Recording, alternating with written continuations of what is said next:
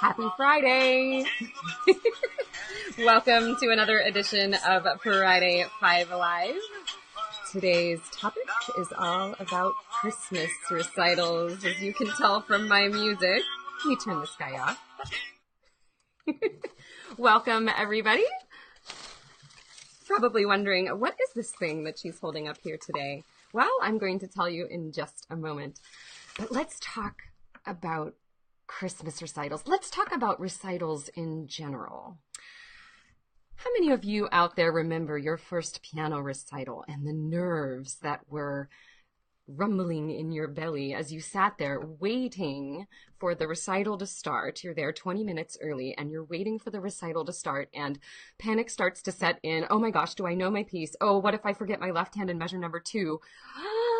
And you start getting really nervous. Do you guys remember what that feels like to be that piano student sitting in the church pew waiting for your turn? And there's total silence in the room and all the other students are sitting there waiting too. It's super nerve-wracking for kids to play in recitals, and that's okay. It's part of the performance process, and that's part of what we do as piano teachers is teach our students to, wrangle in those nerves. But what can we do for our students that will help them feel at ease when they are sitting there waiting for their turn? That is what we're talking about today, how to groove it up at your Christmas recital. Hi, Catherine. Hi, Anna. Nice to see you two here. My name is Sarah Campbell. I'm one of the Upbeat piano teachers, and welcome to another edition of Friday 5 Live. We are talking about Christmas recitals today, and I have some wonderful tips for you to help ease the stress and the anxiety butterflies for your students, and to have everybody have a wonderful time at your Christmas recital this year. Hi, Elizabeth. Nice to see you. All right. So if you are tuning in, please share this video with your teacher friends, or maybe you have some friends who are putting on, some choir directors who are putting on recitals, or band directors who are putting on recitals, and they need a little something to boost their Christmas recital this year. So please share that. Hi, Barbara. Hi, Tiffany. Nice to see you. All right. So today's topic is about making recitals memorable by grooving them up a little bit. All right. So let's talk about this goofy thing that I showed you guys just a minute ago. All right, so this here is this is a project that my students and I do. We've done it for 2 years now, and this is our Christmas chain. And this is an idea that I got from Joy Marin from the Color in My Piano blog.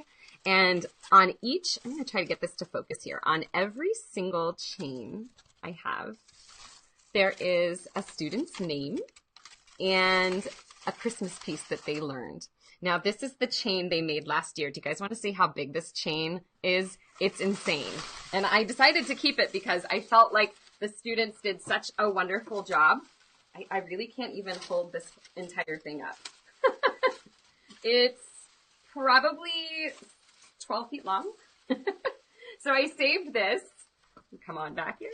I saved this, and I'm going to use this as decoration on top of the piano that we are playing on, and we're playing in a retirement center for our Christmas recital. So I'm going to take that Christmas chain and put it on the top of our piano as a reminder to my students how much they worked last year on this Christmas music and how much they've worked this year, and a little celebration for them. Oh, Zoe, I know you know what this is. Yeah, didn't you do one of these before?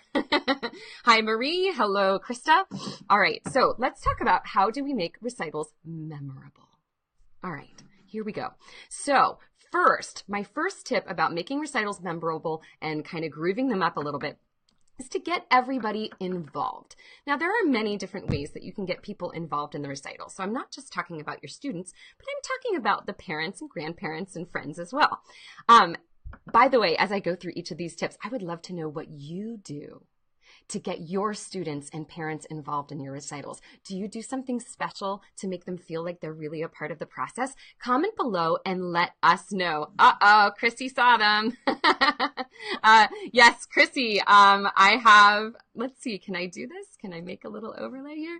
Chrissy says, I have those same pants. She saw my, my little piano leggings. Yep, fun stuff. All right, so getting everybody involved. This is what I like to do. At my Christmas recitals, I have my students make handmade Christmas cards, and I tell the parents to get involved with them when they're doing this. They make about 3 handmade Christmas cards per student since we do our recital at a retirement center. Now, I had previously thought maybe we should bring cookies or something for the residents, but there are a lot of dietary restrictions, and we wouldn't want anybody to have a problem with sugar in the cookies or nuts or anything like that. So the resident director there suggested that we make handmade Christmas cards instead. So the parents and students make these cards, and then at the end of the recital, we have a little kind of reception when we go around to all of the residents there, and we give them these Christmas cards as a thank you for attending our recital. Gets everybody involved. It gets the students out there talking to the residents. And this is an idea that you could do with other things as well. Maybe if you're not doing a recital at a retirement community, you could have them make those cards and then address them to people and send them at the recital. It'd be a little fun thing to do. Have some stamps ready and pens and paper. I see some really great ideas here. Oh, this is beautiful. Krista, let me bring up your comment. I love this idea. She says, I have a few of my advanced students play prelude music as everyone is getting settled. What a wonderful way to showcase your more advanced students. That is awesome. I love it. Oh, Catherine has another great idea. She says, my recital is tomorrow and my families bring a plate to share. Isn't that nice when your parents can be the ones that bring the snacks and things afterwards? That's what I do at my spring recitals. Everybody brings cookies and I make the punch, and then we have a nice little time afterwards. So the first tip, again, is to make sure that you get everyone involved and give them something to do as part of the recital. It makes them feel special, and it gets everybody in the mood. Oh, another fantastic idea from Barbara. Let me bring that up. I collect donations from families for the food bank. Cash or can. I like that phrase. Excellent. I normally do that in November, which is now. But I kind of let that slide this year. It just didn't happen. So maybe I can pick that up in December. All right, so that's my first tip, get everybody involved. And then my second tip is to share the love. So, okay, this sounds weird, but here's how this works. First off, it looks like I'm frozen. I think I'm back. All right. First, those Christmas cards that I mentioned, sharing, that's one of my ways of sharing the love, so that people have something afterwards that they can look at and they can remember the good time they had at the recital. But then also, you can do a wonderful comment card or comment paper. There are several blogs out there that have these ideas. So if you just like Google comment exchange for piano recital, you're going to find little templates that you can use, and you can encourage the students. I have my students write comments about everybody else's piece, and they have to be positive comments. Like, I enjoyed this part of your piece, or this piece made me feel like dancing. And it's a great way to spread a little love and give your students a lot of encouragement about playing their songs. And my students really enjoyed that in spring last year. Okay, here's the final tip, and this is the one that I think you guys are going to really like because there's a freebie involved with this one, and it's to groove it up at your recital. So at the beginning of this video, I talked about my memories of as a little kid sitting in that church pew and waiting for my turn. And it was really quiet, and this recital hadn't started yet, and I was starting to get really nervous. All right, there's a wonderful way that you can quell those nerves. You got to get a little music going. So already we had somebody mention, let me come back to the comment. Dun, dun, dun. Wow, you guys have so many amazing comments. I can't see it up here yet. Okay, Krista said she has advanced students play some prelude music before the recital starts. That's awesome. Here's another idea for you. I have a Christmas playlist that I made on Spotify.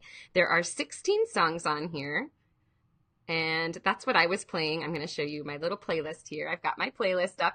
I keep it on my phone, and what I do is then I will play this playlist during the 20 to 30 minutes before the recital, and I just hook it into our sound system, and you're ready to go. And I've got a bunch of really awesome songs on here.